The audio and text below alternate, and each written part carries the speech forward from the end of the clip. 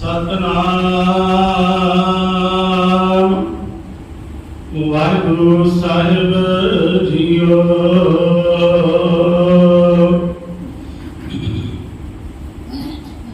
पंच परमाण पंच प्रधान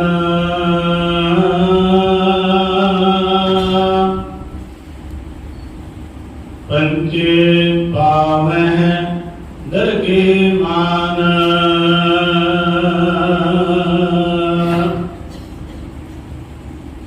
पंच परमाण पंच प्रधान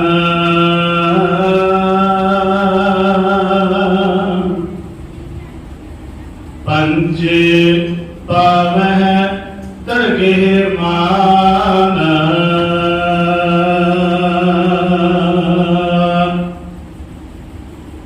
पंचे सोह दर राजान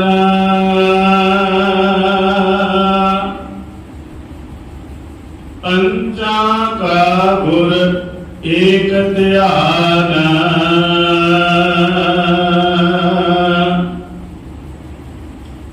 जे को कह करे विचार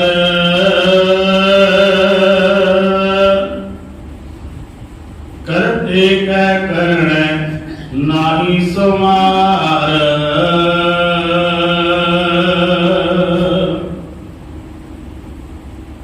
तौल धर्म दया का पूत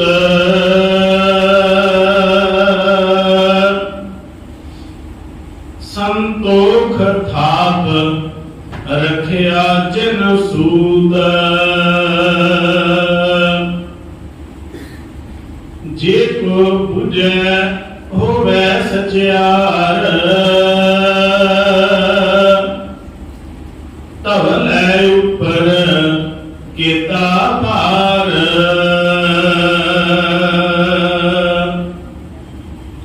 धरती होर अरे होर होर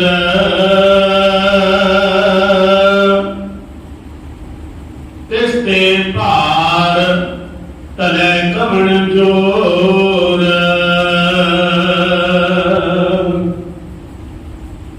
जी जात रंगा के नाम सबना लिखिया बुढ़ी कलाम।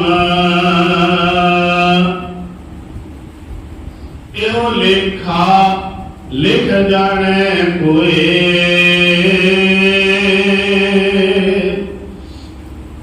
लिखा लिखिया किता होए। किता तार स्वल्य रूप केती दात जाने कौन कूद। कीता बसाओ एको गवाओ तिसते होए लख दरियाओ। कुदरत कवण कहाँ विचार वाया ना जमा एक बार।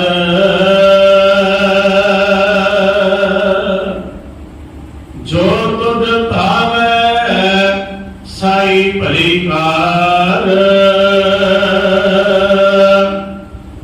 तू सदा सलामत निरंकार। जो तुद पावे साई परिकार तुम सदा सलामत निरंकार।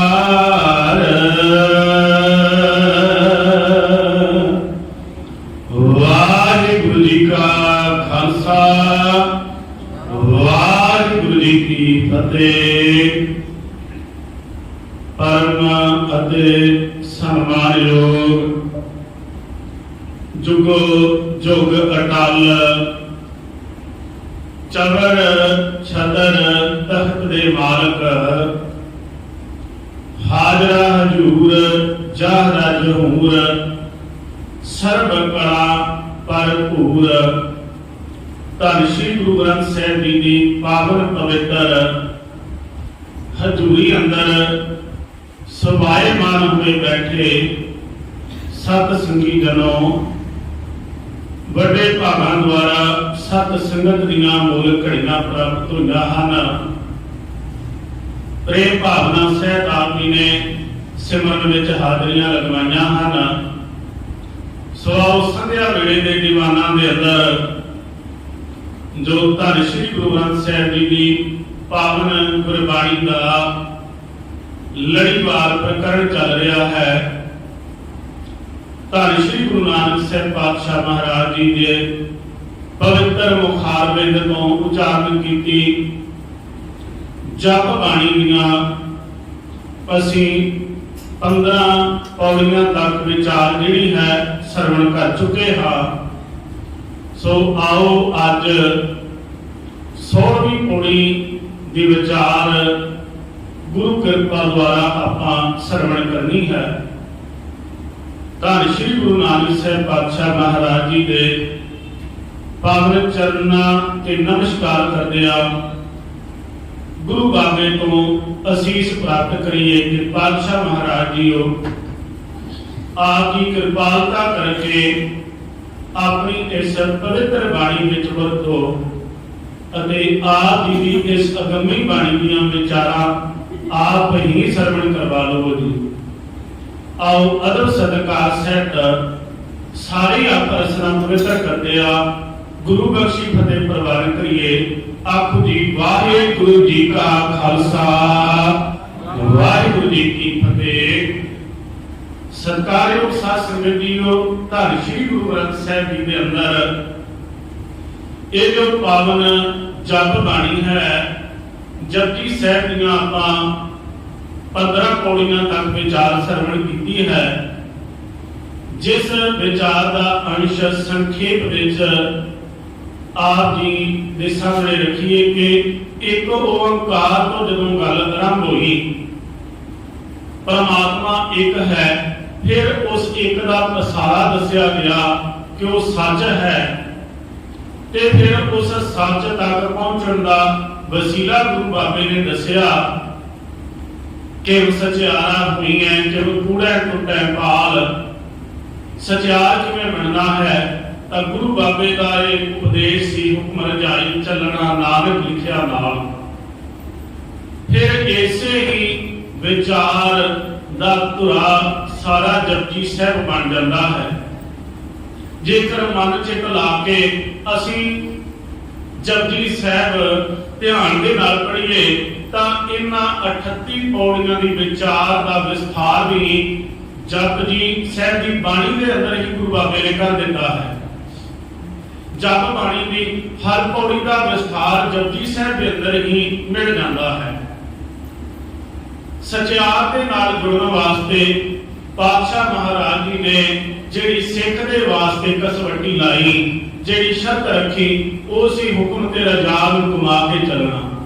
फिर उस हुक्मी अकाल पुरख की व्याख्या कर दी कि हुक्म दे विच सारा कुछ बन गया। हुक्मी होमन अकाल हुक्म न कहया जाए। फिर वो हुक्म करने वाला जिहड़ा हुक्मी करता अकाल पुरख सी, फिर जदों किसी ने उस हुक्म नूं अपने जीवन के अंदर लागू किया तां वो दित्तियां रब्बी दातां नूं परमात्मा दीयां दातां समझ के पाउण लग गया। फिर उसमें समझ पै गई कि जिहड़ा वो अकाल पुरख दाता देता है उसकी बोली बड़ी मिठी है तो वो सारी सृष्टि का मालक है। वो साचा साहिब साच नायक भाख्या भाव अपार है। ते एवियां दाता देता है बेअंत दाता जीवन दे देता है। फिर उसके नाल जुड़न दा होर वसीला जदों दसिया तां पातशाह महाराज जी ने आख्या ये जिहड़ा जप बाणी का सिरलेख है असल दे विच पहला इस नूं सुनना पैंदा है जेकर जप नूं उचारण करना है ते इकल्ला उचारण करन तक सीमित ना रह जाइए।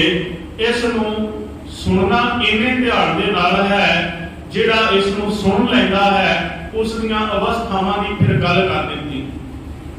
सुनिया सत संतोख ज्ञान, सुनिया अरसठ का इशनान, फिर ये जिहड़ियां बरकतां दा पात्र जग्यासू बनता है इसका वर्णन किया। सुनने तो बाद ये गल जीवन के अंदर लागू करनी बहुत जरूरी सी। सुनिया जिहड़ा सी अंदर की खराब इसे करके बनना सी। सिमरन सुनिया, उपदेश गुरु का सुनिया, इसे करके जीवन में लागू होना सी जेकर ये उसको मान लेगा। कल के दीवान में आपां मनण दियां चार पौड़ियां दी विचार सरवण कीती। मन्ने वालियां दी हालत भी बयान कीती पातशाह ने पहली पौड़ी के अंदर कि मनण वालियां दी अवस्था बयान करन तो परे की अवस्था है। मन्ने की गत कहीं ना जाए, जे को कहे पिछे पछताए। फिर मनण दे नाल किहड़े किहड़े पड़ावां विचों ये जीव लंघ के उस रब्बी दर ते तुरदियां उसके घर तक पहुंचदा है। मन्ने मार्ग ठाक ना पाए, मन्ने पास्यों प्रगट जाए। फिर आख्या मन्ने सुध होवे मन बुध, मन्ने पावे मुख द्वार। किन्ना कुछ मनण दे नाल जीव दे जीवन दे विच घटना शुरू हो जांदा है।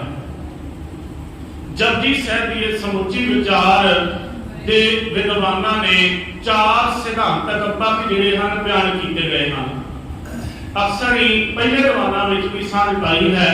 पहलियां चार पौड़ियां सुनन दियां हन, अगलेरियां चार पौड़ियां मनण दियां हन, ते हुण जिहड़ियां ये पौड़ियां दे विच विचार चली है ये हन निध आसन। सुन के जदों कोई मन लैंदा है ते जिथे तक वो अपड़दा है उस अवस्था नूं जिहड़ा है अभ्यासियां ने विद्वानां ने निध आसन की अवस्था का बयान किया है। इस तो आगे उन्हां खंडां दे विच जीवन ने पहुंचना है जिन्हां दा जपजी साहिब के अंदर ही विस्तार नाल जिक्र किया गया है।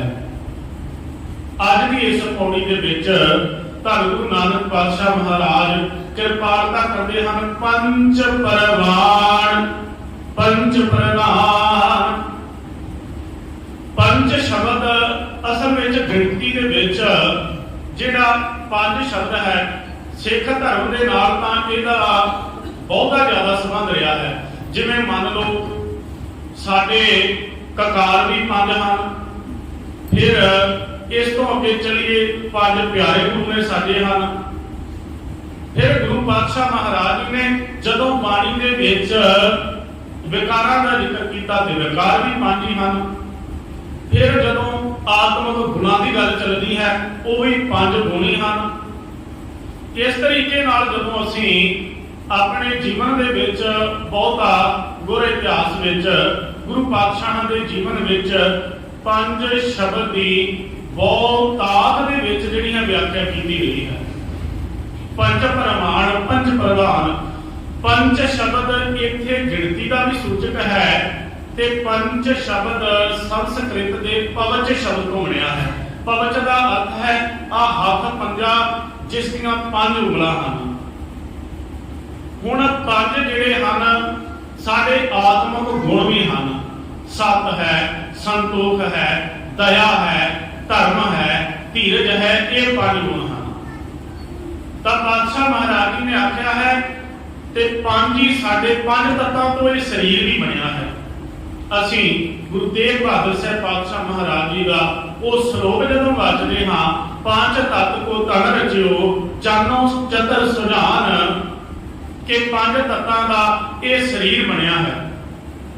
हुण बाबा कबीर साहब जी ने जदों मनुखी रहत की गल कीती, मनुखी जीवन दी रहत की गल कीती तां उन्हां ने आख्या जिथे पंज तत्तां तो ये शरीर बनया है, देखो पंज ही तत्त हन ते पंज ही गुण हन।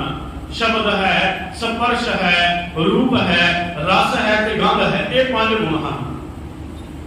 इन्हां पंज गुणां दे नाल ही जीवन जिहड़ा है साडे जीवन की प्रकरमा तो ही आउंदी है। शब्द, स्पर्श, रूप, रस ते गंध। बाबा कबीर साहब जी ने इन्हां दा जिक्र किया है। अब तेज वाए पृथ्वी आकाशा, ऐसी रहत रहो हर पासा। कि जीवन की रहत जिहड़ी है इस तरीके की होवे।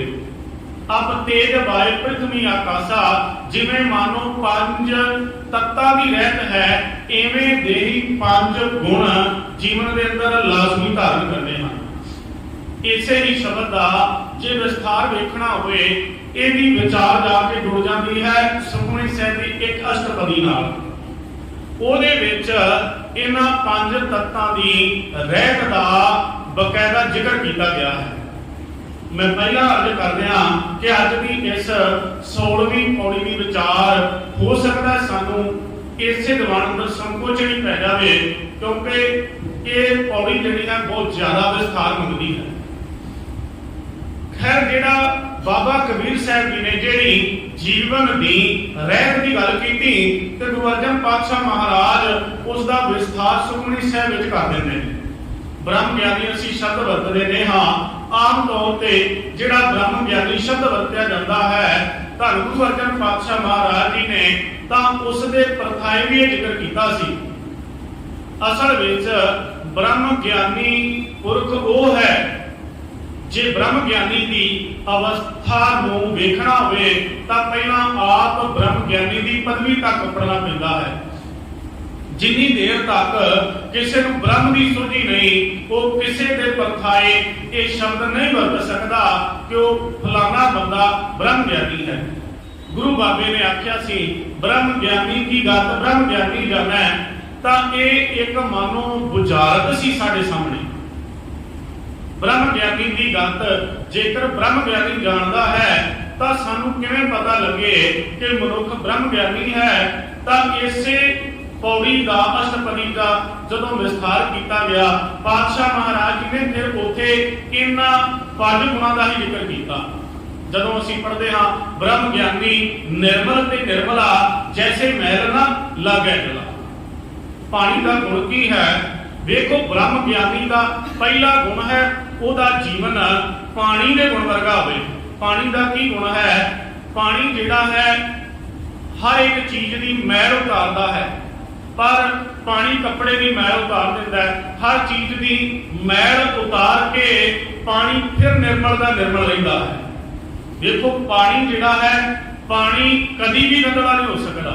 जिन्हां ने पानी के नियम को समझ लिया, उन्होंने पानी को फिर फिल्टर करके स्टोर करके, देखो बाहरले देशों में तो जिहड़ा नालियां विच भी पानी जाता है उन्होंने स्टोर करके वो लोग वरतते हैं, क्योंकि पानी कभी भी जिहड़ा है मैला नहीं हो सकता।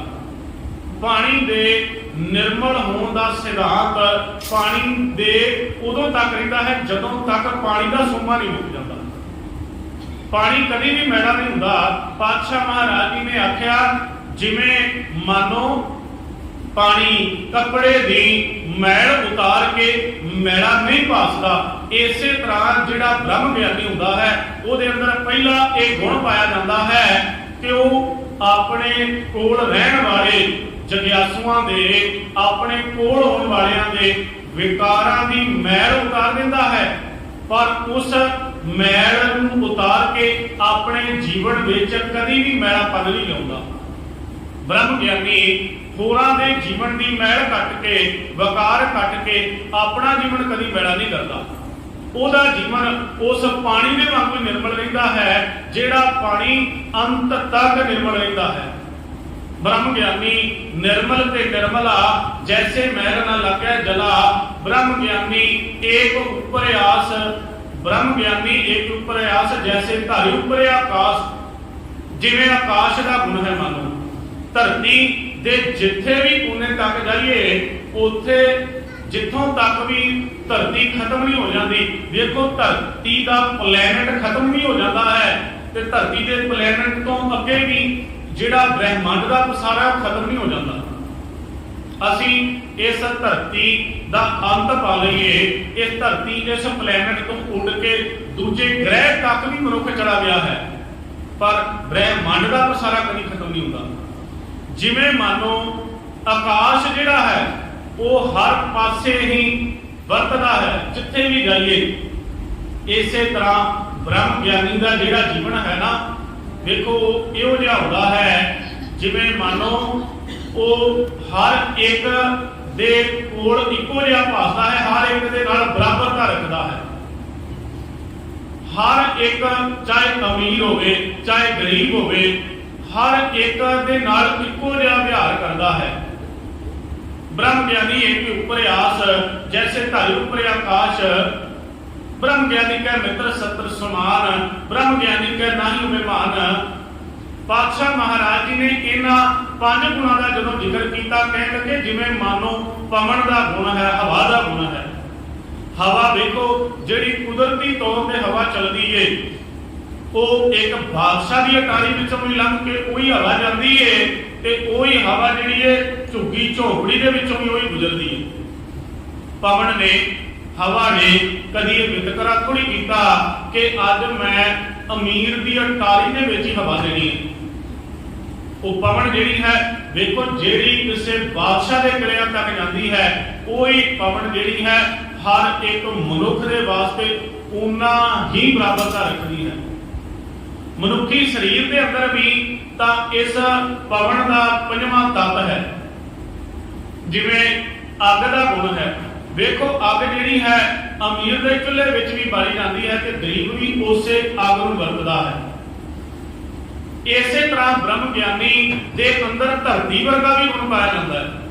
धरती नूं कोई पुट के चला जाए, धरती ने कदी उलामा नहीं दिता ते धरती के उपर कोई चंदन का लेपन कर दे ते धरती ने कदे उन्होंने नहीं आख्या कि मेरे उपर तू चंदन का लेपन कर दिता है ते मैं बड़ी खुश हाँ।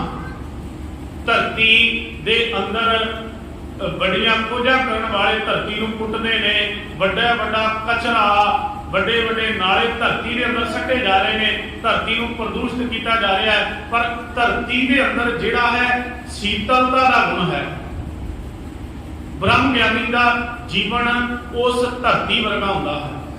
जे उसनूं कोई उलामा दे जाए, जे उसनूं कोई किसी तरीके नाल कष्ट पाए कष्ट देने का यत्न करे तो ब्रह्म ज्ञानी जिहड़ा है उसका भी बुरा नहीं चाहता। फरीदा जोतै मार मुकियां तिन्हां ना मारे घुम, आप नड़ै कर जाइए पैर तिन्हां दे चुम। बाबे फरीद ने आख्या सी कि असल विच ਜਿਹੜੇ ਲੋਕ ਮੈਨੂੰ ਮਾਰਨ ਵਾਸਤੇ ਵੀ ਆਉਂਦੇ ਨੇ, ਜਿਹੜੇ ਲੋਕ ਮੇਰੀ ਨਿੰਦਿਆ ਕਰਨ ਵਾਸਤੇ ਵੀ ਆਉਂਦੇ ਨੇ, ਮੇਰਾ ਤਾਂ ਮਨ ਕਰਦਾ ਮੈਂ ਉਹਨਾਂ ਦੇ ਵੀ ਪੈਰ ਚੁੰਮ ਲਵਾਂ। ਬ੍ਰਹਮ ਗਿਆਨੀ ਸਰਬੱਤ ਦੇ ਭਲੇ ਨਾਲੋਂ ਅੰਦਰੋਂ ਆਤਮਿਕ ਤੌਰ ਤੇ ਜੁੜ ਜਾਂਦਾ ਹੈ। ਬਾਬਾ ਕਬੀਰ ਸਾਹਿਬ ਜੀ ਆਖਦੇ ਨੇ ਜਿਵੇਂ ਮਾਨੋ ਪੰਜ ਤੱਤਾਂ ਦੀ ਰਹਿਤ ਹੈ, इस तरह का जीवन जिहड़ा है ब्रह्म ज्ञानी का है। आप तेज वाए पृथ्वी आकाशा, ऐसी रहत रहो हर पासा। जिवें मानो हवा दा, जिवें मानो मनुख के अंदर जिवें अग का गुण है, इस तरह की इन्हां पंज तत्तां वाली रहत का गुण असल विच जिस दे विच हुंदा है उस नूं ही पंच आख्या जांदा है, सादे होए जीवन वाला। फिर पंच का अर्थ ही है जिसने मानो पंज विकारां नूं अपने अधीन किया है। आप पहले दीवाना दी लड़ियां विच सरवण कर चुके हाँ गुरबाणी का वो शब्द, जिन में हमारे पंच सूरबीर ऐसो कौन बलीरे, जिन पंच मार बेदार उदारे सो पूरा एक कलीरे। इस कलयुग दे विच वो बड़ा सूरमा है जिसने पंज वकारां नूं अपने अधीन कर लिया। पंच प्रमाण किहड़े प्रमाण हैं? प्रमाण गणिए सेई आए सफल तिना के कामा। पंच प्रमाण किहड़े पंज इत्थे प्रमाण होणगे? असल विच जिन्हां दे विच इहो जिहे गुण पाए जांदे ने, जिन्हां विच पंज तत्तां वर्गा गुण है, पानी वर्गा गुण है, जिन्हां दे विच हवा वर्गा गुण है, जिन्हां दे विच धरती वर्गा गुण है, जिन्हां दी व्याख्या गुरु अर्जन पातशाह जी ने सुखमनी साहिब दी अष्टपदी विच कीती है। इहो जिहे साधे होए जीवन वाले पंच प्रमाण, पंच प्रधान, ਸ਼੍ਰੋਮਣੀ ਉਹੀ ਸ਼੍ਰੋਮਣੀ ਹਨ ਅਸਲ ਵਿੱਚ। ਸਤਿਗੁਰੂ ਪਾਤਸ਼ਾਹ ਮਹਾਰਾਜ ਜੀ ਨੇ ਗੁਰਬਾਣੀ ਦੇ ਵਿੱਚ ਇੱਕ ਸ਼ਬਦ ਬਿਆਨ ਕੀਤਾ ਹੈ। ਆਮ ਤੌਰ ਤੇ ਬਹੁਤਾਤ ਵਿੱਚ ਜਿਹੜੇ ਸ਼ਬਦ ਗਾਏ ਜਾਂਦੇ ਨੇ ਨਾ, ਕਈ ਵਾਰ ਸਾਡਾ ਜਿਹੜਾ ਸੁਭਾਅ ਅਨੂਠਾ ਬਣ ਗਿਆ ਹੈ, ਅਸੀਂ ਸ਼ਬਦਾਂ ਦੀ ਚੋਣ ਕਰ ਲਈਏ ਕਿ ਫਲਾਣਾ ਸ਼ਬਦ ਜਿਹੜਾ ਹੈ ਖੁਸ਼ੀ ਦੇ ਮੌਕੇ ਪੜ੍ਹਿਆ ਜਾਵੇ, ਫਲਾਣਾ ਸ਼ਬਦ ਜਿਹੜਾ ਹੈ ਮ੍ਰਿਤਕ ਤੇ ਪੜ੍ਹਿਆ ਜਾਵੇ, ਤੇ ਫਲਾਣਾ ਸ਼ਬਦ ਇਸ ਤਰ੍ਹਾਂ ਜਿਵੇਂ ਜਦੋਂ ਕਿਸੇ ਦੇ ਘਰ ਵਿੱਚ ਪੁੱਤਰ ਪੈਦਾ ਹੋਵੇ ਉਦੋਂ ਪੜ੍ਹਿਆ ਜਾਵੇ। ਪਰ ਗੁਰਬਾਣੀ ਦੇ ਇਸ ਸੰਦਰਭ ਤੋਂ ਅਸੀਂ ਕੋਰੇ ਰਹਿ ਜਾਂਦੇ ਹਾਂ ਜਦੋਂ ਅਸੀਂ ਸ਼ਬਦ ਦੇ ਸਿਧਾਂਤਕ ਪੱਖ ਨਾਲ ਟੁੱਟ ਜਾਂਦੇ ਹਾਂ। ਆਮ ਤੌਰ ਤੇ ਕਈ ਤਾਂ ਮਨੁੱਖ ਕਈਆਂ ਨੇ ਜਦੋਂ ਅਰਦਾਸ ਕਰਵਾਉਣੀ ਹੈ, ਕਈ ਸਿੱਖ ਤਾਂ ਇਸੇ ਖਿਆਲ ਵਿੱਚ ਹੁੰਦੇ ਨੇ ਅਰਦਾਸ ਤੋਂ ਬਾਅਦ ਦੇਖਾਂਗੇ ਹੁਕਮਨਾਮਾ ਕਿਉਂ ਜਿਹਾ ਹੁੰਦਾ ਹੈ। ਉਹਨਾਂ ਦੇ ਮਨ ਵਿੱਚ ਬਹੁਤਾਤ ਵਿੱਚ ਇਹ ਖਿਆਲ ਹੁੰਦਾ ਹੈ ਕਿ ਗੁਰਬਾਣੀ ਦੇ ਸ਼ਬਦ ਵਿੱਚ ਕੀ ਸਤਿਗੁਰੂ ਸਿੱਧ ਦਿੰਦੇ ਹਨ, ਕੀ ਹੁਕਮਨਾਮਾ ਹੁੰਦਾ ਹੈ। ਪਰ ਸੱਚ ਜਾਣਿਓ, ਇੱਥੇ ਗੁਰਬਾਣੀ ਦੇ ਜਿਤਨੇ ਵੀ ਸ਼ਬਦ ਹਨ ਨਾ, ਇੱਕ ਓਂਕਾਰ ਤੋਂ ਲੈ ਕੇ 1430 ਪੰਨਿਆਂ ਤੱਕ ਹਰ ਇੱਕ ਸ਼ਬਦ ਜਿਹੜਾ ਹੈ ਕਿਸੇ ਵੀ ਮਾੜੇ ਕੰਮ ਨਾਲ ਨਹੀਂ ਜੁੜਿਆ ਹੋਇਆ, ਜਾਂ ਸਾਡਾ ਮਾੜਾ ਕਰਨ ਵਾਸਤੇ, ਜਾਂ ਜੇਕਰ ਮ੍ਰਿਤਕ ਦਾ ਵੀ ਵਿੱਚ ਜ਼ਿਕਰ ਆਇਆ ਤਾਂ ਇਹਦਾ ਮਤਲਬ ਇਹ ਨਹੀਂ ਭਈ ਅਸੀਂ ਵੇਖੋ ਨੌਵੇਂ ਮਹੱਲੇ ਦੇ ਸ਼ਲੋਕ ਆ ਜਾਣ। ਕਈ ਵਾਰ ਮੈਂ ਉਹਦੇ ਸਿੱਖ ਵੀ ਵੇਖੇ ਜਿਨ੍ਹਾਂ ਖੁਸ਼ੀ ਦੀ ਬਾਹਰ ਜਾਣ ਦੀ ਜਾਂ ਪੁੱਤਰ ਦੀ ਅਰਦਾਸ ਕਰਵਾਉਣੀ ਸੀ, ਤੇ ਨੌਵੇਂ ਮਹੱਲੇ ਦਾ ਜਦੋਂ ਨੌਵੇਂ ਮਹੱਲੇ ਦੇ ਸ਼ਲੋਕਾਂ ਦਾ ਸ਼ਬਦ ਆ ਜਾਂਦਾ ਹੈ, ਉਹ ਆਖਦੇ ਹਨ ਇਹ ਤਾਂ ਹੁਕਮਨਾਮਾ ਕਿਉਂ ਆ ਗਿਆ। ਜਦੋਂ ਇਹ ਸ਼ਬਦ ਆ ਜਾਂਦੇ ਨੇ, ਜਗਤ ਮੈਂ ਝੂਠੀ ਦੇਖੀ ਪ੍ਰੀਤ, ਆਪਣੇ ਹੀ ਸੁਖ ਸਿਉ ਸਭ ਲਾਗੇ, ਕਿਆ ਦਾਰਾ ਕਿਆ ਮੀਤ। ਇੱਥੇ ਸਾਡੇ ਸਿੱਖ ਜਿਹੜੇ ਹਨ ਇਹ ਸਮਝਦੇ ਹਨ ਸ਼ਾਇਦ ਕਿ ਇਹ ਸ਼ਬਦ ਜਿਹੜਾ ਹੈ ਮ੍ਰਿਤਕ ਨਾਲ ਜੁੜਿਆ ਹੋਇਆ ਹੈ, ਇਹ ਸ਼ਬਦ ਖੁਸ਼ੀ ਨਾਲ ਜੁੜਿਆ ਹੋਇਆ ਹੈ, ਪਰ ਗੁਰਬਾਣੀ ਦੇ ਵਿੱਚ ਕੋਈ ਵੀ ਉਹਦਾ ਸਿਧਾਂਤ ਨਹੀਂ ਹੈ। ਇਹ ਜਿਹੜੇ ਸ਼ਬਦ ਹਨ, ਵੇਖੋ ਜਿਹੜਾ ਆਨੰਦ ਕਾਰਜ ਅਸੀਂ ਕਰਦੇ ਹਾਂ, ਲਾਵਾਂ ਅਸੀਂ ਪੜ੍ਹਦੇ ਹਾਂ, ਕੀ ਲਾਵਾਂ ਸਾਡੇ ਆਨੰਦ ਕਾਰਜਾਂ ਵਾਸਤੇ ਉਚਾਰਨ ਕੀਤੀਆਂ। ਵੇਖੋ ਇਹ ਤੇ ਸਾਡੇ ਸਿੱਖਾਂ ਨੇ, ਗੁਰੂ ਸਾਹਿਬਾਨਾਂ ਨੇ ਇੱਕ ਮਰਿਆਦਾ ਜਿਹੜੀ ਹੈ ਬਣਾ ਦਿੱਤੀ, ਪਰ ਉਹਨਾਂ ਦੇ ਵਿੱਚ ਜਿਹੜਾ ਜ਼ਿਕਰ ਮਿਲਦਾ ਹੈ ਉਹ ਅਸਲ ਵਿੱਚ ਸਾਡੇ ਇਸ ਜੀਵਨ ਦੀ ਵਿਆਖਿਆ ਹੈ। ਜਦੋਂ ਅਸੀਂ ਪੜ੍ਹਦੇ ਹਾਂ ਹਰ ਪਹਿਲੜੀ ਲਾਭ ਪ੍ਰਵਿਰਤੀ ਕਰਮ ਦ੍ਰਿੜਾਇਆ ਬਲਰਾਮ ਜੀ, ਇੱਥੇ ਕਰਮ ਦ੍ਰਿੜ ਕਰਵਾਇਆ ਜਾਂਦਾ ਹੈ। ਪਹਿਲੀ ਲਾਭ ਤੈਨੂੰ ਦੱਸਦੀ ਹੈ ਗੁਰਸਿੱਖਾ ਕਿ ਕਰਮ ਦ੍ਰਿੜ ਕਰ ਜੀਵਨ ਦੇ ਅੰਦਰ। ਪਹਿਲਾਂ ਗੁਰੂ ਬਾਬੇ ਨੇ ਜਿਸ ਕਿਰਤ ਤੇ ਪਹਿਰਾ ਦਿੱਤਾ ਉਸ ਕਿਰਤ ਉਸ ਕਰਮ ਦੀ ਵਿਆਖਿਆ ਹੈ ਪਹਿਲੀ ਲਾਭ ਵਿੱਚ। ਹੁਣ ਇਹਨਾਂ ਸ਼ਬਦਾਂ ਦੇ ਸਿਧਾਂਤਕ ਪੱਖ ਤੋਂ ਅਸੀਂ ਅਣਜਾਣ ਰਹਿ ਜਾਂਦੇ ਹਾਂ। ਇਸੇ ਕਰਕੇ ਸਾਡੇ ਮਨ ਵਿੱਚ ਇਹ ਖਿਆਲ ਪੈਦਾ ਹੁੰਦੇ ਨੇ ਕਿ ਸ਼ਾਇਦ ਇਹ ਜਿਹੜਾ ਸ਼ਬਦ ਹੈ ਕਿਤੇ ਮ੍ਰਿਤਕ ਵਾਸਤੇ ਬਿਆਨ ਕੀਤਾ ਹੈ ਜਾਂ ਕਿਸੇ ਮੌਤ ਦੇ ਪਰਖਾਏ ਹੈ। ਅਜਿਹਾ ਇੱਕ ਸ਼ਬਦ ਹੈ ਗੁਰਬਾਣੀ ਵਿੱਚ ਜਿਹੜਾ ਬਹੁਤਾਤ ਵਿੱਚ ਮ੍ਰਿਤਕ ਤੇ ਪੜਿਆ ਜਾਂਦਾ ਹੈ। ਸੂਰਜ ਕਿਰਨ ਮਿਲੇ ਜਲ ਕਾ ਜਲ ਹੁਆ ਰਾਮ, ਜੋਤੀ ਜੋਤ ਰਲੀ ਸੰਪੂਰਨ ਥੀਆ ਰਾਮ। ਹੁਣ ਆਮ ਤੌਰ ਤੇ ਮ੍ਰਿਤਕ ਤੇ ਪੜਿਆ ਜਾਣ ਵਾਲਾ ਸ਼ਬਦ ਹੈ, ਪਰ ਇਸ ਦੇ ਵਿੱਚ ਪਾਤਸ਼ਾਹ ਮਹਾਰਾਜ ਜੀ ਨੇ ਅੰਦਰ ਦੇ ਜੀਵਨ ਦੀ ਗੱਲ ਕੀਤੀ ਹੈ। ਸੂਰਜ ਕਿਰਨ ਮਿਲੇ ਜਲ ਕਾ ਜਲ ਹੁਆ ਰਾਮ, ਜੋਤੀ ਜੋਤ ਰਲੀ। ਜੋਤੀ ਦਾ ਕੀ ਅਰਥ ਹੈ? ਜੋਤੀ ਅੰਦਰ ਵਾਲੀ ਆਤਮਾ, ਜੋਤ ਹੈ ਪਰਮਾਤਮਾ। ਅੰਦਰ ਵਾਲੀ ਜੋਤ ਉਸ ਜੋਤ ਰੂਪ ਪਰਮਾਤਮਾ ਵਿੱਚ ਮਿਲ ਗਈ। ਜਿਵੇਂ ਮਾਨੋ ਸੂਰਜ ਨੂੰ ਕਿਰਨ ਨੂੰ ਸੂਰਜ ਨਾਲੋਂ ਵੱਖ ਨਹੀਂ ਕੀਤਾ ਜਾ ਸਕਦਾ, ਇਸੇ ਤਰ੍ਹਾਂ ਆਤਮਾ ਨੂੰ ਪਰਮਾਤਮਾ ਨਾਲੋਂ ਵੱਖ ਨਹੀਂ ਕੀਤਾ ਜਾ ਸਕਦਾ। ਸੂਰਜ ਨਾਲੋਂ ਜਿਵੇਂ ਕਿਰਨਾਂ ਵੱਖ ਨਹੀਂ ਹੁੰਦੀਆਂ, ਇਸੇ ਤਰੀਕੇ ਨਾਲ ਪਰਮਾਤਮਾ ਨਾਲੋਂ ਕਦੇ ਆਤਮਾ ਵੱਖ ਨਹੀਂ ਹੋ ਸਕਦੀ। ਸ਼ਬਦ ਦੀ ਆਰੰਭਤਾ ਹੁੰਦੀ ਹੈ ਬ੍ਰਹਮ ਦਿਸੈ ਬ੍ਰਹਮ ਸੁਣੀਐ, ਏਕ ਸਿਉ ਲਿਵ ਲਾਵੇ। ਜਿਸ ਨੂੰ ਬ੍ਰਹਮ ਸੁਣਾਈ ਦਿੰਦਾ ਹੈ, ਬ੍ਰਹਮ ਦਾ ਅਰਥ ਹੈ ਪਰਮਾਤਮਾ। ਬ੍ਰਹਮ ਦਿਸੈ, ਜਿਸ ਨੂੰ ਬ੍ਰਹਮ ਵਿਖਾਈ ਵੀ ਦਿੰਦਾ ਹੈ। ਬ੍ਰਹਮ ਦਿਸੈ ਬ੍ਰਹਮ ਸੁਣੀਐ, ਏਕ ਸਿਉ ਲਿਵ ਲਾਵੇ। ਇਸ ਦੇ ਵਿੱਚ ਪਾਤਸ਼ਾਹ ਜੀ ਨੇ ਆਖਿਆ ਅਸਲ ਵਿੱਚ ਜਿਹੜੇ ਮਨੁੱਖ ਦੇ ਪੰਜ ਤੱਤ ਹਨ, ਇਹ ਕਹਿਣ ਲੱਗੇ ਕੁਝ ਵੀ ਤਾਂ ਜੀਵਨ ਦੇ ਵਿੱਚ ਘਾਟਾ ਨਹੀਂ ਪਿਆ। ਕਹਿਣ ਲੱਗੇ ਕੌਣ ਮੁਆਰੇ ਕੌਣ ਮੁਆ, ਬ੍ਰਹਮ ਗਿਆਨੀ ਮਿਲ ਕਰੋ ਵਿਚਾਰਾ, ਇਹ ਤੋ ਚਲਤ ਭਇਆ। कहने लगे शरीर के विचों की घट गया है, जेड़ा पानी सी वो पानी में मिल गया है, मिट्टी जी है वो मिट्टी में जाके रल गई है। पांच तत्व को तन रचियो जानो चतुर सुजान। कहने लगे असल विच इत्थे खत्म की होया है, कुछ भी तो खत्म नहीं होया। कौन मुआरे कौन मुआ ब्रह्म ज्ञानी मिल करो विचारा, ए तो चलत पिया माटी माटी हुई एक रोवण हारे की कमन टेक।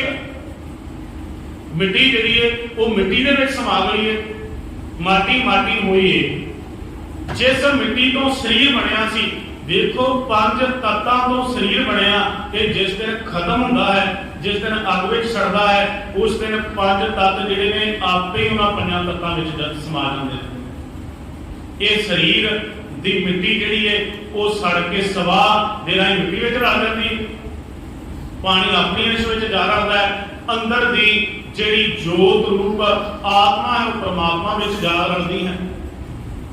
शरीर का मानो किसी विद्वान ने लिखा सी, शरीर तो खत्म ही नहीं होता, जीवन का पंध खत्म हो सकता है इत्थे, पर शरीर तो खत्म नहीं होता। कौन मुआरे कौन मुआ, मरिया तो कुछ भी नहीं है। असी आख्या मर गया है, असी असल विच पूरा शब्द वरत देते हैं, फलाने बंदे दे सवास अज पूरे हो गए, पर पूरा की होता है, पूरा तक कुछ भी नहीं होता। पूरा संपूर्णता जिहड़ी लग हुंदी है वो तो करोड़ां विचों कोई एक दा पूरा होता है, नहीं तो बहुतात विच तां अधूरे ही मनुख संसार हो जाते हैं। इतों जदम ही तुरदा है मनुख अधूरा पन लैके तुरदा है। जीवन दियां कई घाटां कई दुख दियां पंडां खुलियां, सुख ना निकले कोई, इतों दुख दियां पंडां लैके तुरदा मनुख, पाप दियां पंडां बन के तुरदा है। करोड़ां विचों कोई एक उदा मनुख हुंदा है जिहड़ा संपूर्णता तक पहुंचदा है, जिहड़ा पूरा हुंदा है। इस करके पातशाह आखदे हन, कहण लगे मरिया दा कुछ भी नहीं है। पंज तत्तां जिन्हां तो शरीर बनया वो पंज तत्त खत्म थोड़ा होए, ਉਹਦਾ ਪੰਜ ਤੱਤ ਇਸ ਬ੍ਰਹਿਮੰਡ ਦੇ ਵਿੱਚ ਫਿਰ ਲੀਨ ਹੋ ਗਏ। ਮਨੁੱਖ ਦੇ ਸਰੀਰ ਦਾ ਰੀਸਾਈਕਲ ਹੁੰਦਾ ਹੈ, ਸਰੀਰ ਖਤਮ ਹੁੰਦਾ ਹੈ ਤੇ ਫਿਰ ਜਾ ਕੇ ਜਿਹੜੇ ਪੰਜ ਤੱਤ ਨੇ ਇਸ ਬ੍ਰਹਿਮੰਡ ਵਿੱਚ ਰਲ ਜਾਂਦੇ ਨੇ।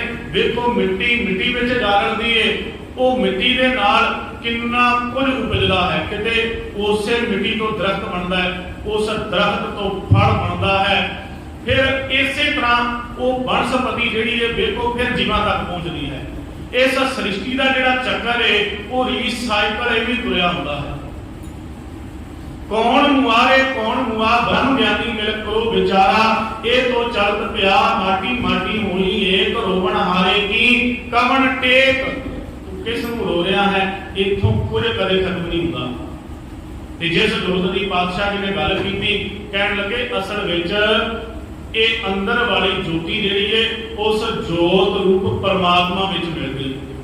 जिवें सूरज दीयां किरणां सूरज विच जा मिल गईयां हन, सूरज किरण मिले जल का जल हुआ राम। जिवें पानी जिहड़ा है पानी विच जा रलदा है, इस तरह ज्योति जोत रली संपूर्ण थिया राम। कह लगे हुण संपूर्ण होया है। जिहड़ा पंच दी कसवटी है वो है संपूर्णता ते पहुंचण दी। ज्योति ज्योतरली संपूर्ण किया राम। किस दिन जाके पंच बनता है, किस दिन संपूर्ण बनता है, जिस दिन अंदर वाली जोत उस जोत रूप में जा रही है। पंच प्रमाण पंच प्रधान। प्रधान का अर्थ है श्रोमणी। गुरबाणी के विच भी प्रधान शब्द आया है। पंच प्रमाण पंच प्रधान। पातशाह महाराज जी ने आख्या असल दे विच पंज तत्त जिसने जीवन विच साधे हुए हैं, जिसका जीवन पंज तत्तां दे वर्गा है, पानी है, हवा है, आकाश है। वेखो वो परमात्मा जिहड़ा है इन्हां जीवां नूं जन्म देण तो पहला जिहड़ा है आप दादा बन जाता है। पंज तत्तां दा तन जे नहीं बनता, वेखो इस तन दे बनन तो पहला ही वो दादा पहला बनता, करता बाद में बनता है। दाता करता है आप तू तुस देवै करै बसाओ। पातशाह महाराज की कृपालता करते हैं पंच प्रमाण। किहड़े पंच प्रमाण हैं? जिन्हां ने पंजां ते काबू पाया, जिन्हां दा पंज तत्तां वर्गा जीवन है। देखो बाबा बुढ़ा सहबान जी का आपां परसों के दीवान में जिक्र किया सी। जदों कोई प्यो जिहा ब्रह्म ज्ञानी महापुरख अपने जीवन विचों अपना जीवन संकोचदा है तां देखो ओहदा जाना एक शरीरक मौत नहीं हुंदा। उस महापुरख का जाना जिहड़ा है, देखो इत्थे दुनिया तो बड़े लोग चले जाते हैं। इत्थे बहुत बाबे कबीर साहब जी ने आख्या सी, मरता मंदा जग मुआ मर भे ना जानिया कोई, ऐसी मरनी जो मरै बहुत ना मरना होए। ऐसी मरनी तो भाव यही सी कि किसी को अज तक मरना नहीं आया है। ऐसे मरने तो भाव यही सी, सबना मरना आया वे चूड़ा सबना पुछो जाए सियाणिया अगे मिलन के ना। मरता मरता जागुआ मर भे ना जानिया कोई, ऐसी मरनी जो मरै बोर ना मरना होए। मरने ते जगत डरै जीविया लोड़ै सब कोई, क्योंकि मरण तो सारी दुनिया डरती है, जीवन हर कोई चाहता है। मरने ते जगत डरै जीविया लोड़ै सब कोई, गुर प्रसादी जीवत मरै तां सद जीवन होए। हुण ऐसी मरनी तो की भाव सी जेड़ा गुर प्रसादी मरदा है, गुर प्रसादी जीवत मरै। कल भी विचारा हुई सन, मोख द्वार मन्नै पावै मुख द्वार। किस मोख द्वार की गल हुई, किस मुक्ति की गल की गई गुरबाणी विच? मुए हुए जो मुक्त दोगे मुक्त ना जाने कोयला। जे मरण तो मरण मुक्त किन पाई, मरण तो बाद किसने मुक्ति वेखी है? हुण पातशाह महाराज जी कथन करते हैं, कह लगे गुर प्रसादी जीवत मरै। जेड़ा गुरु की कृपा लैके जिउंदे जी अपने अंदर नूं मार लैंदा है, अपने अंदर दे पंज वकारां नूं जिउंदे जी मार लैंदा है, वो असल दे विच जिउंदे जी मुक्त हो जाता है। पंच प्रमाण पंच प्रधान पंचे पावै दरगेह मान। इन्हां फिर पंजां नूं, इन्हां फिर साधे हुए जीवन वालियां नूं दरगाह दे विच मान मिलदा है। वो मान मिलदा है जिहड़ा सत्कार मिलदा है। देखो दुनियावी तौर ते असीं किसी नूं सिरों पाओ भेंट करदे हां, कई तरीकिਆਂ ਦੇ ਨਾਲ ਉਹਦਾ ਜਿਹੜਾ ਹੈ ਸਤਿਕਾਰ ਕਰਦੇ ਹਾਂ, पर इत्थे जिहड़ा रब्बी दरगाह दे विच सत्कार मिलदा है, वो सत्कार ये दुनियावी सत्कार दे नाल संबंध नहीं रखदा। सतगुरु पातशाह महाराज जी ने कथन कीता सी, कहते असल विच जेकर जीवन दे विच असीं चाहुंदे हां कि उस परमात्मा दी दरगाह दे विच सानू मान मिल जावे, उत्थे जाके असीं चंगे लगीए ते कहण लगे असल दे विच गुरमुखां दी ते जिन्हां ने अपने जीवन नूं साधिया है उन्हां दी संगत कर लईए ते आके मन की मंदड़ी वे सारे दूजा भाओ जियो, क्यों पावै हर दरसावड़ा ने लगै तत्ती वाओ जियो। इस तरीके दे नाल रब्बी दर मिल जाता है। साधे हुए जीवन वालियां नूं उन्होंने जिन्हां ने पंज वकार साध लए ने, जिन्हां दा जीवन पंज तत्तां दे वर्गा है, उन्होंने दरगाह दे विच भी मान मिलता है। आओ बैठ आदर शुभ देऊ रे रे दरगे कहे ना को, तेनू कोई ये नहीं आखेगा कि तू इत्थे पाप कमा के आया है। जीवन दे विच तू इत्थे जीवन विच वकार भोग के आया है। रे रे दरगे कहे ना को, आओ बैठ आदर शुभ देऊ, तेनू उत्थे आदर मिल जाएगा, तेनू उत्थे दरगाह दे विच चोटां नहीं पैणगीआं। सतगुरु पातशाह कथन करते हैं, पंचे पावै दरगे मान पंचे सोह है। सोह है शब्द तो पावे शोभा पाउंदे ने, पंचे सोह है दर राजान शब्द है जी।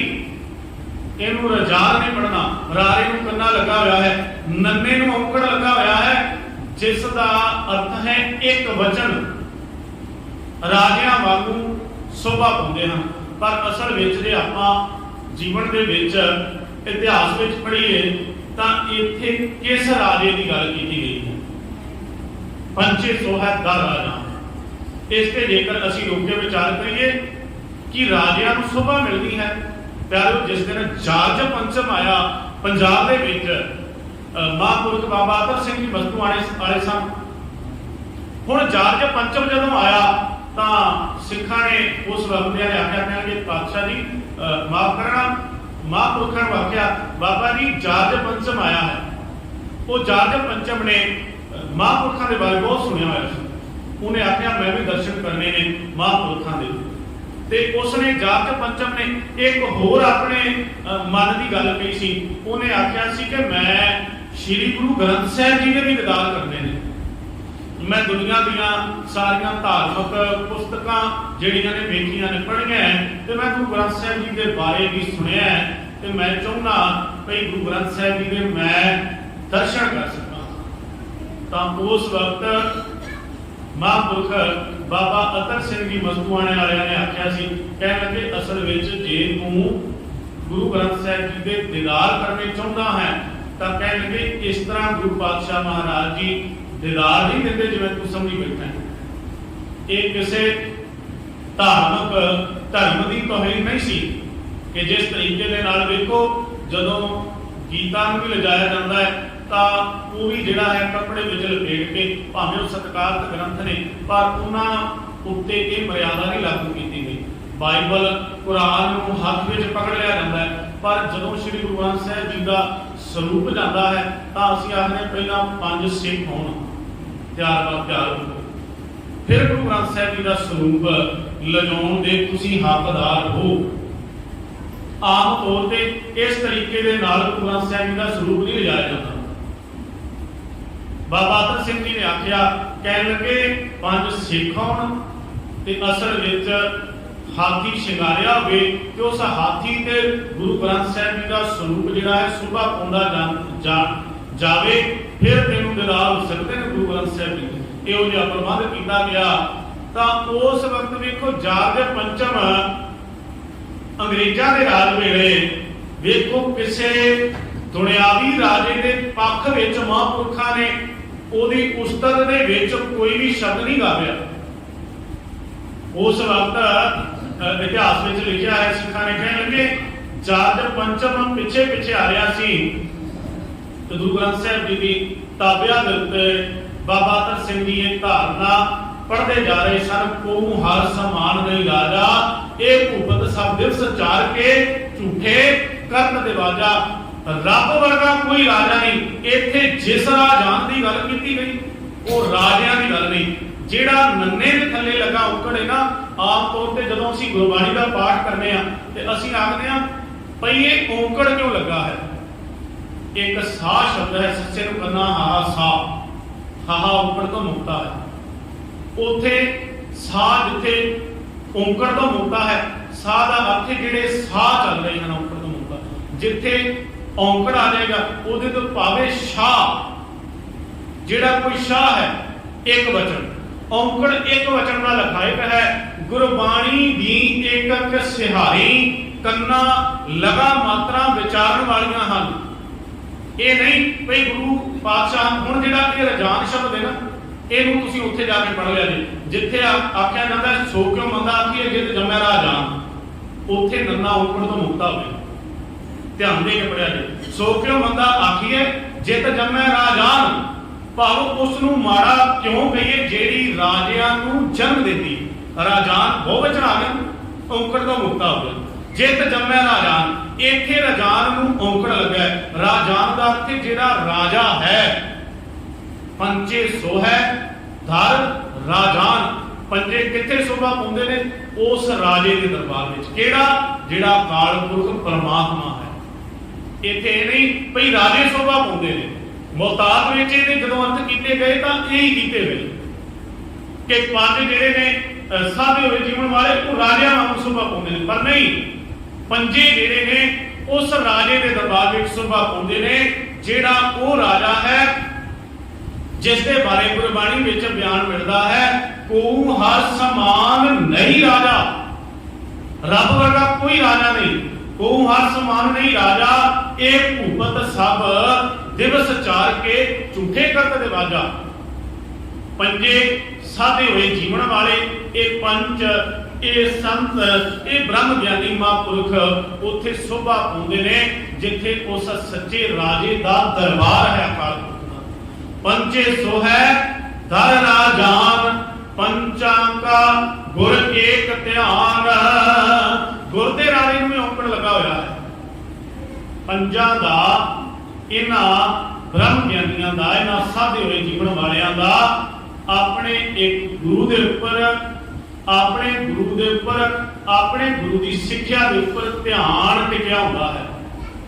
ध्यान शब्द गुरबाणी दे विच इसकी बड़ी व्याख्या आई है। नामा कहत लोचना मुख ते राम समाल, हाथ पांव कर काम सब चीत निरंजन नाल। ध्यान टिकाउणा ये नहीं भाई जोगियां दे वांगू समाधियां लगा के बैठ जानियां, जल धारे करने, गुफा दे विच बैठ जाना, परिवार का त्याग करके आखना कि भाई नहीं मैं जिहड़ा है एकांत विच चलिया जाना, मैं परिवार का त्यागी हो जाना। इत्थे धार्मिक जितनियां भी संप्रदावां चलियां उन्होंने हमेशा परिवार नालों तोड़न का यतन किया, पर गुरु नानक पातशाह जी का जिहड़ा धर्म है ना वो असल विच ग्रस्त प्रधान धर्म है। सकल धर्म में श्रेष्ठ धर्म हर को नाम जप निर्मल कर्म। धर्म की असल विच व्याख्या जिहड़ी डेफिनेशन है सतगुरु पातशाह महाराज जी ने गुरबाणी में यही दी है कि निर्मल कर्म करने वाला धर्मी है। दुनिया दे विच समाज में जब धर्म की व्याख्या मिलती है तो दुनियावी तौर पर यह व्याख्या मिलती है कि जिवें सनातन धर्म वाला जिहड़ा है धोती बनता है, वो मथे ते तिलक लाउंदा है, गीता का पाठ करता है, वेद पढ़ता है आदि। सिख धर्म की परिभाषा असीं ये मन लई पंज बाणियां वाला अमृत छाके सिंह सजन वाला सिख धर्मी बन जाता है।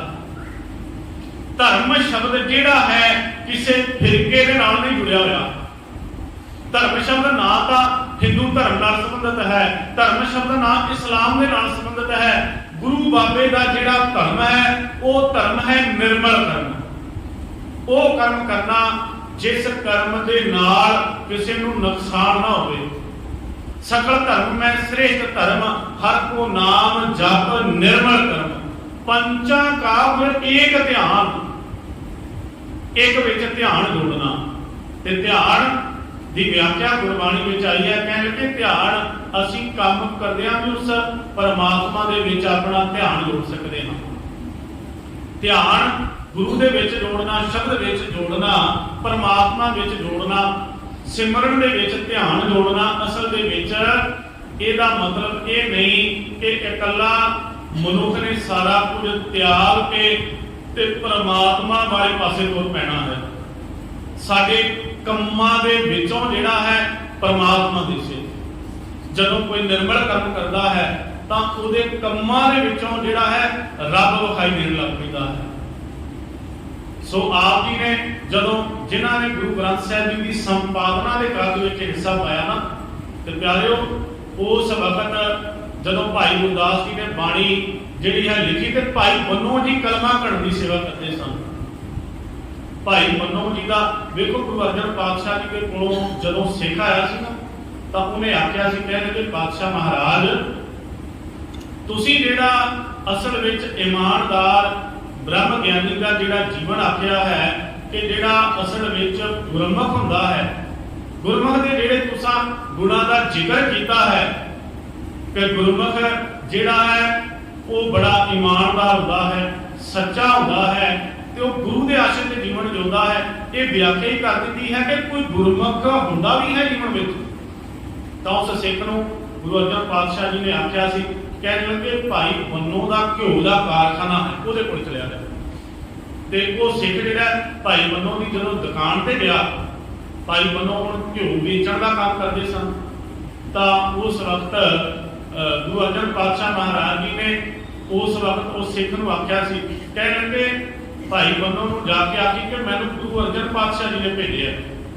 ਤੇ ਉਸ ਵਕਤ ਕਹਿਣ ਲੱਗੇ ਜਦੋਂ ਤੂੰ ਭਾਈ ਬੰਨੋ ਦਾ ਜੀਵਨ ਵੇਖੇਗਾ ਨਾ ਤਾਂ ਤੈਨੂੰ ਗੁਰਮੁਖ ਸ਼ਬਦ ਦੀ ਵਿਆਖਿਆ ਨਹੀਂ ਸਮਝਣੀ ਪਵੇਗੀ, ਉਹਦਾ ਜੀਵਨ ਹੀ ਵਿਆਖਿਆ ਕਰ ਦੇਵੇਗਾ। ਉਹ ਜਦੋਂ ਗਿਆ ਉਸਨੇ ਵੇਖਿਆ ਭਾਈ ਬੰਨੋ ਅੱਗੇ ਕਿਸੇ ਨਾਲ ਰੁਪਈਆਂ ਦਾ ਝਗੜਾ ਕਰ ਰਿਹਾ ਸੀ। ਜਿਹਨੇ ਘਿਓ ਲਿਆ ਸੀ ਉਹ 1 ਰੁਪਈਆ ਜਿਹੜਾ ਇਹ ਘਰ ਦੇ ਰਿਹਾ ਸੀ। ਤਾਂ ਉਸ ਵਕਤ ਭਾਈ ਬੰਨੋ ਜਿਹੜਾ ਆਖ ਰਿਹਾ ਸੀ, ਕਹਿਣ ਲੱਗਾ ਮੈਂ 1 ਰੁਪਈਆ ਕਹਿ ਲਓ ਜਾਂ ਟਕਾ ਕਹਿ ਲਓ, ਮੈਂ ਘੱਟ ਨਹੀਂ ਲੈਣਾ। ਹੁਣ ਸਿੱਖ ਦੇ ਮਨ ਵਿੱਚ ਸਵਾਲ ਉੱਠਿਆ, ਕਹਿਣ ਲੱਗਾ ਅਸਲ ਵਿੱਚ ਇਹ ਕਿਉਂ ਜਿਹਾ ਸਿਮਰਨ ਵਾਲਾ ਹੋਏਗਾ, ਇਹ ਗੁਰਮੁਖ ਕਿਵੇਂ ਹੋਏਗਾ?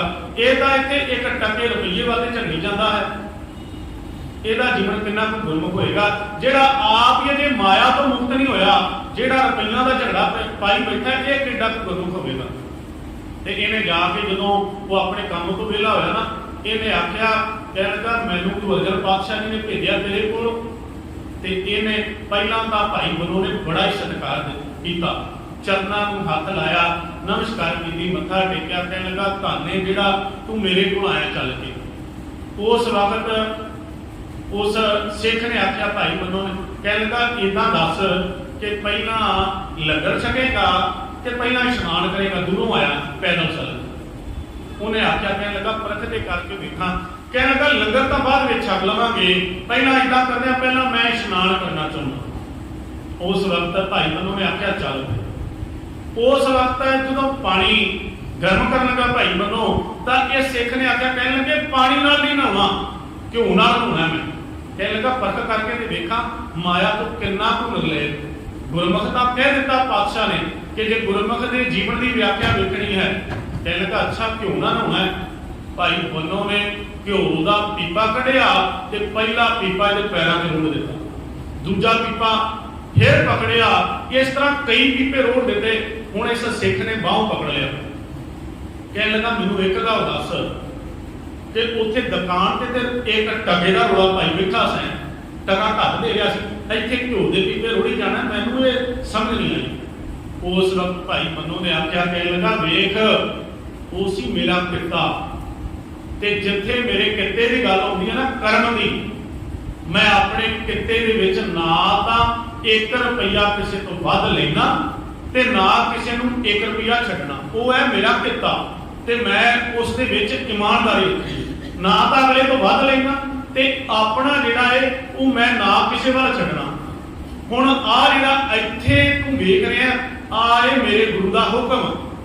ਤੇ ਜਦੋਂ ਪਿਆਰਿਆ ਗੁਰੂ ਦੀ ਗੱਲ ਹੁੰਦੀ ਹੈ ਨਾ, ਉਦੋਂ ਫਿਰ ਮੈਂ ਮਾਇਆ ਨਹੀਂ ਵੇਖਦਾ, ਉਦੋਂ ਮੈਂ ਇਹ ਨਹੀਂ ਵੇਖਦਾ ਕਿ ਕੀ ਨੁਕਸਾਨ ਹੋ ਰਿਹਾ।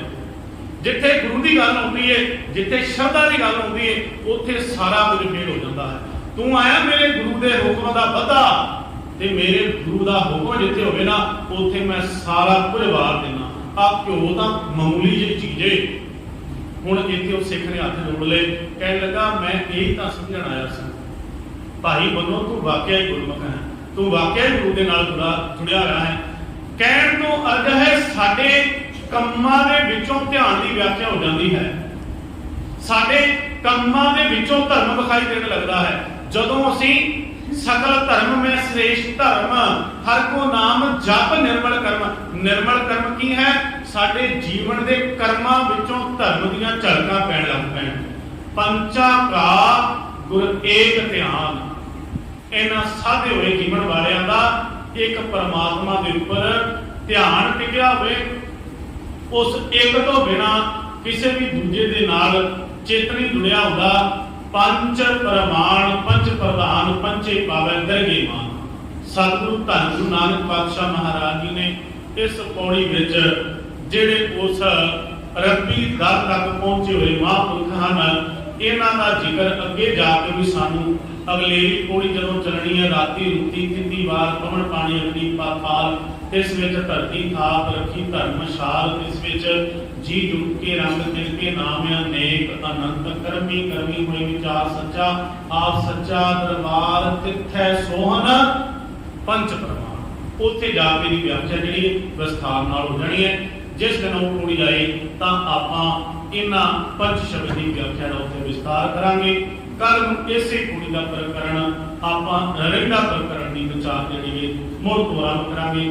ਅੱਜ ਆ ਕੇ ਇਹਨੀਆਂ ਕੁੜੀਆਂ ਪ੍ਰਮਾਣ ਕਰਨੀਆਂ ਪਾਵਨ ਗੁਰਬਾਣੀ ਦੀਆਂ ਵਿਚਾਰਾਂ ਕਰਦਿਆਂ ਹੋਈਆਂ ਬੇਅੰਤ ਭੁੱਲਾਂ ਦੀ ਖਿਮਾ ਜੀ। ਵਾਹਿਗੁਰੂ ਜੀ ਕਾ ਖਾਲਸਾ ਵਾਹਿਗੁਰੂ ਜੀ ਕੀ ਫਤਿਹ। ਸ਼ਲੋਕ ਪਵਨ ਗੁਰੂ